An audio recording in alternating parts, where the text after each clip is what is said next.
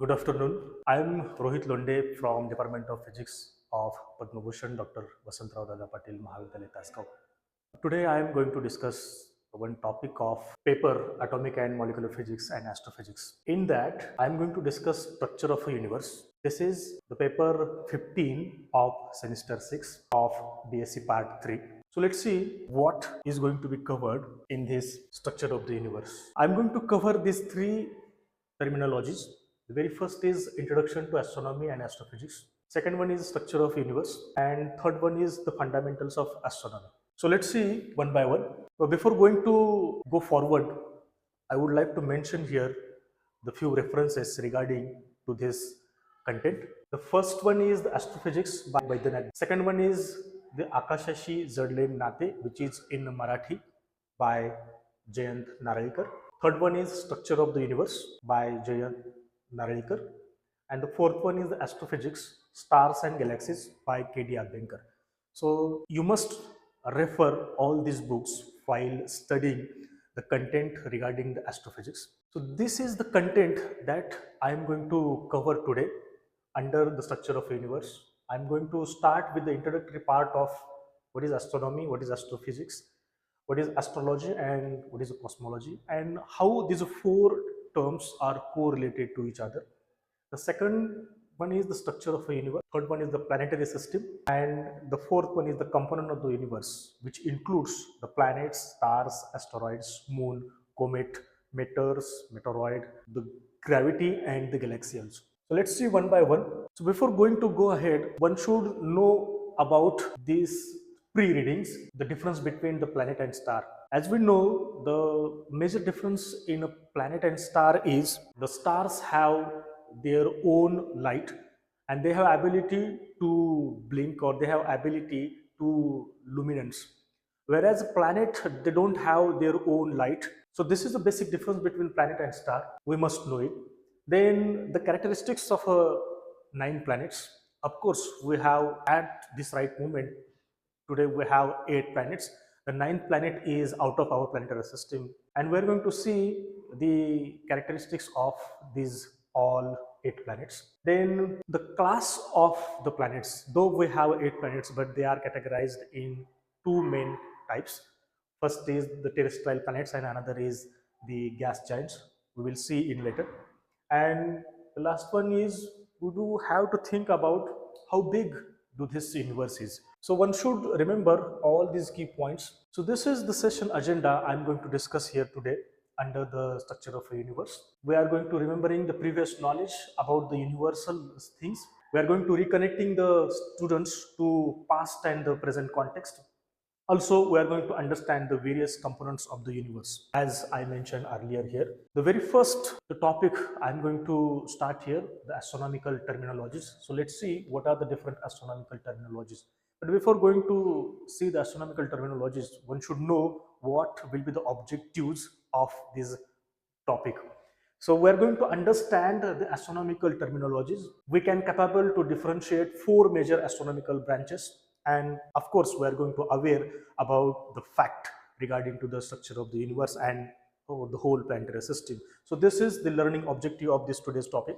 So let us review this. So these are the 4 branches. The very first is astrophysics, another is the cosmology, the third one is astrology, and the fourth one is astronomy. I mentioned here the basic or the fundamental meaning of these terminologies. If we go through the astrophysics, it is just the physics behind astro, and astro is nothing but a star body.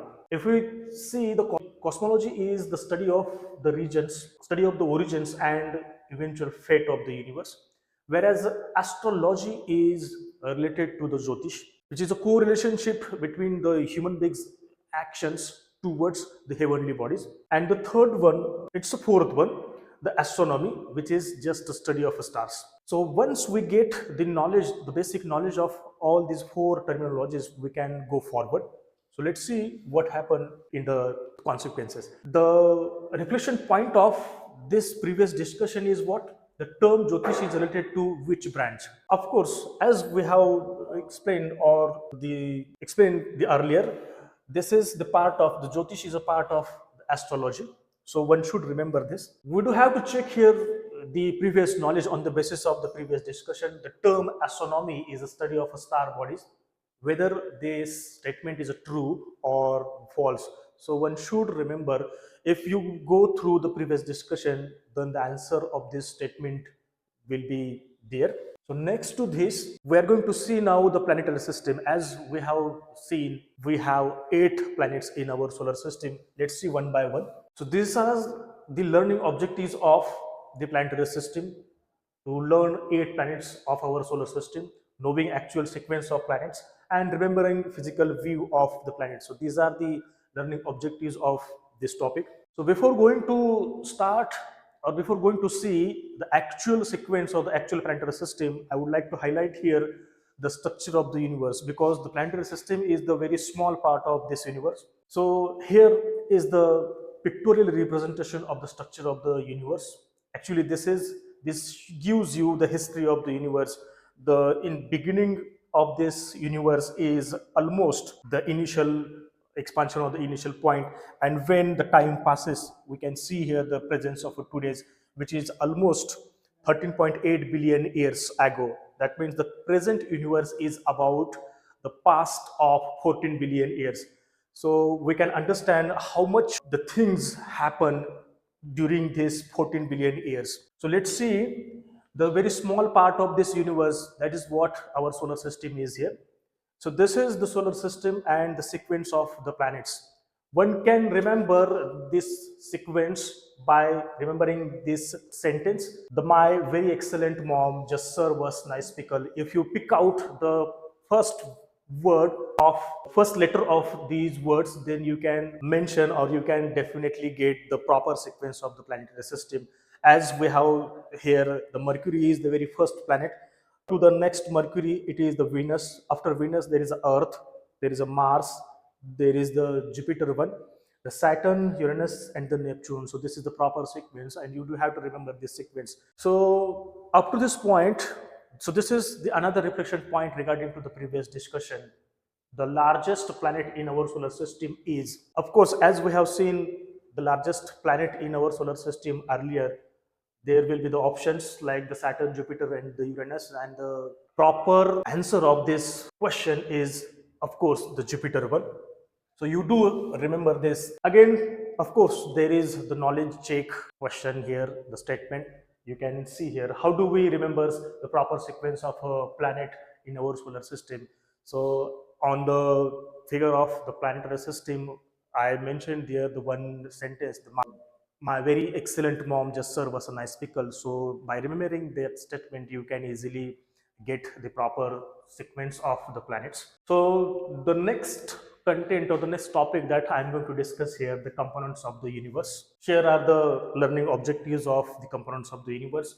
We are going to learn different components of the universe. We are going to know the difference between each terminology and remembering all kinds of components of the universe. So let's see one by one. So these are the different components of the universe we can highlight here. The very first component of this planetary system that I'm going to discuss here, the stars, or simply a star. How can we define a star? This is a statement of the star, which is a huge body made up of a hot luminous gas that is held together by its own gravity. And second one is a planet. The planet is a large body that orbit a star. The third one is the asteroid, which is also called as a minor planet. And how can we define this asteroid? This is a statement: a body is smaller than a planet and made up of rock, metals, or other minerals. So there is a large belt of asteroids between Mars and Jupiter. We can observe it in the space view. So next to it, the moon, which is called as a satellite, body that orbits a planet or asteroid.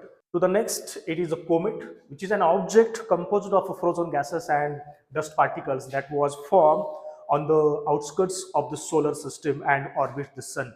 And though they are appearing towards the sun, and as far as these comets are approaching toward the sun, of course. So next to this, the matter, which is also called as the shooting stars because of its property or the characteristics. Basically, it is a chunk or the piece of a rock or a metal that enters in the Earth's atmosphere. That's why it looks like in a fiery way, and that is why we name it as shooting star. The another one is the meteoroid. So meteoroid is a chunk of a rock or a metal that has fallen part of on the earth. That means when some part of the heavenly body is fallen on the earth, it becomes the meteoroid. And there is one evidence of this meteoroid in the Buldhana district, which is the Lonar Sarovar. So next one is the meteoroid, which is moving through a space. So these are the components of the planetary. The another one is the gravity. This is the concept by which whole the spatial bodies or the celestial bodies are grouped together due to account of this gravity. And actually this is the force which keeps celestial bodies in place. Then another is the very big concept, and our solar system is a part of that system. That is what the galaxy. Actually, it is a massive gravitationally bound system consisting of a stars, stellar remnants, and interstellar medium of a gas and dust and dark matter. So this is a very big concept. And so this is the reflection point based on this previous discussion. The it might be asked you the dash is a self-luminant body in the universe. Of course, we can highlight here or we can pick up, we can point out the one option, that is the star, because earlier we have defined or we differentiate the planetary body and the star body, and we made one statement there, the stars, they have the self-luminance. That's why it is a self-luminant body in the universe. This is the reflection point. So this will be the some questions based on this discussion, and you can find out the answers while you referring this discussion. So as far as your exam or your internals are concerned, you can refer these questions. So these are the assignments. You are going to differentiate between the terms astronomy, astrology, and astrophysics. You are going to write a short note on a solar system also, and the question may be asked to differentiate the meteoroid and the meteoroid. Also, the next question will be there. They explain the terms asteroid and the comet, the difference between asteroid and the comet, and you will be asked to justify the terms terrestrial and the gas giants. So this is the class, the basic difference between the terrestrial planet and the gas giants, as we have earlier seen. So this will be the students' assignment, and you should go through this. So this is the summary of this today's session. We have seen the 4 astronomical terminologies. Again, we have seen the solar system along with the 8 planets explained in a chronological manner. And of course, at the last of this session, we have seen the different components of the universe. So I have summarized this all the contents that is a part of the today's discussion. So up to this point, we have seen the basic structure of the universe, the components of the universe. Later on, we are going to discuss these 4 points. The very first is the age and origin of the solar system. The next one is the solar or stellar evolution. The third one is the spectral classes, and the fourth one is the HR diagram. So this will be the topic of our next discussion. So I'm going to stop here for the next occasion. So thank you very much.